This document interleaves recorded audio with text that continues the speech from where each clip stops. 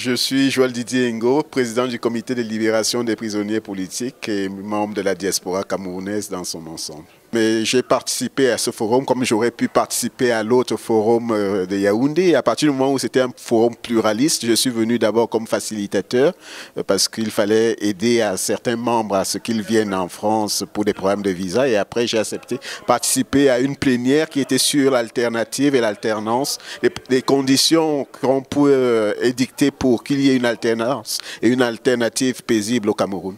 La diaspora peut peser de son poids si elle est unie et si elle parle d'une seule voix. Parler d'une seule voix, ça ne veut pas dire qu'on met un trait sur la pluralité, parce que vous avez vu dans la salle, il y a des tendances, des lignes politiques qui ne sont pas tout à fait les mêmes. Certains sont plus radicaux dans le fait qu'ils ne croient plus à une alternance pacifique et d'autres qui pensent qu'il faut aller aux élections. Nous devons peser de tout notre poids pour mobiliser de manière citoyenne des Camerounais à la chose publique.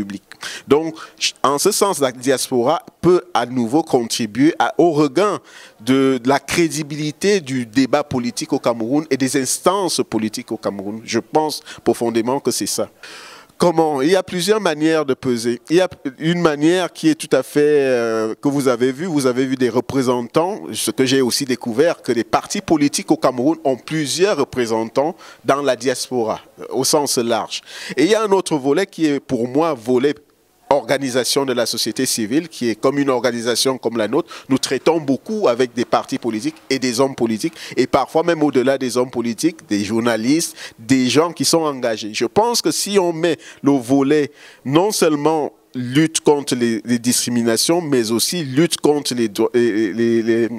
la préservation des droits humains, passe aussi par une société plus démocratique, plus ouverte au débat citoyen, pour qu'on en arrive à un consensus, ce que j'ai appelé un nouveau consensus national. Parce que tout ce qui se passe en fait autour du problème anglophone, c'est l'édiction, les Camerounais ont envie de redéfinir un nouveau consensus national autour de la gouvernance. Et je pense que la diaspora, avec tout ce que j'ai vu, parce que là, nous n'étions pas nombreux en termes d'assistance, mais on a vu la qualité de la diaspora camerounaise, notamment nos amis qui sont venus des États-Unis et du Canada, et même d'ailleurs, nous constatons qu'on a toujours dit que les Camerounais sont... il y a beaucoup d'éminence au sein de la diaspora, mais ce forum a véritablement prouvé en mettant tout le monde autour de la question camerounaise, on peut arriver finalement au déblocage d'une société qui paraissait sclérosée, inerte, et finalement la diaspora peut être l'impulseur d'une nouvelle dynamique interne au Cameroun.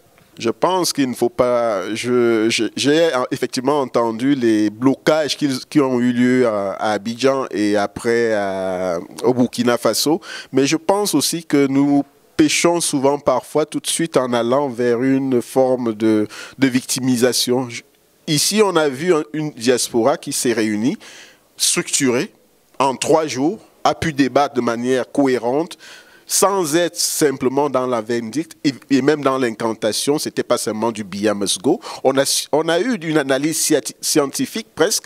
Pourquoi l'échec, l'opposition a toujours échoué au Cameroun. Et là, on se rend compte, on sort de ce forum en se disant, nous ne sommes pas simplement dans une opposition, ou nous n'avons pas seulement été dans une opposition ou dans une victimisation. Pourquoi le régime de Yaoundé ne permet pas, mais simplement, pourquoi nous ne sommes jamais arrivés à évincer ce régime? Parce qu'on n'a jamais fait un travail de fond sur les raisons pour lesquelles on n'y est pas arrivé. Et je pense que ce forum, s'il a eu lieu à Paris, nous sommes à une période assez sensible. Vous êtes bien placé pour savoir que la France est un partenaire historique du Cameroun et au-delà du Cameroun, du régime en place. Mais ce forum a eu lieu parce que je pense qu'au fond, y compris nos partenaires, se sont toujours demandé, mais en face, qui sont-ils? Comment conçoivent-ils le Cameroun de demain? Et on a vu une approche légale, démocratique, pacifique de la problématique camerounaise au-delà des personnes. C'est ça que je retiens de ce forum. J'ai toujours envie de dire aux diasporas et même aux Camerounais, parce qu'on est souvent brocardé en disant nous défendons les éperviables. Nous ne défendons pas les éperviables. Nous défendons tout Camerounais, tout leader d'opinion et même non une personne ordinaire qui émet des opinions et qu'on empêcherait d'émettre ces opinions par la répression. C'est en fait ce que je veux leur dire. Nous défendons, par exemple, les prisonniers anglophones. Nous demandons depuis le début de cette crise à ce que ces prisonniers-là que nous considérons tous comme des prisonniers politiques, parce que c'est quoi? Ils sont emprisonnés à la suite d'un refus unilatéral de dialogue par le gouvernement du Cameroun.